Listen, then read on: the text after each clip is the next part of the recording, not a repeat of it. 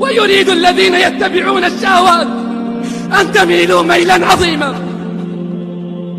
فإذا سكتنا عنهم فماذا يحول بيننا وبين العذاب؟ لتأمرن بالمعروف ولتنهون عن المنكر أو ليوشكن الله أن يسلط عليكم عذابا فتدعونه فلا يستجيب لكم.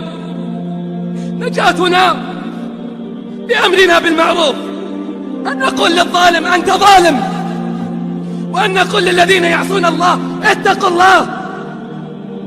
والله لن نتركهم، والله لنأمرنهم ولنعطرنهم على الحق عطرا.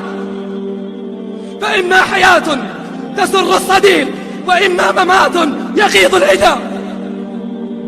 والله لن نتركهم، ولن تنجو السفينة إلا بتعاون ركابها، إلا بأمرها بالمعروف ونهيها عن المنكر. الذين إن مكناهم في الأرض أقاموا الصلاة وآتوا الزكاة وأمروا بالمعروف ونهوا عن المنكر.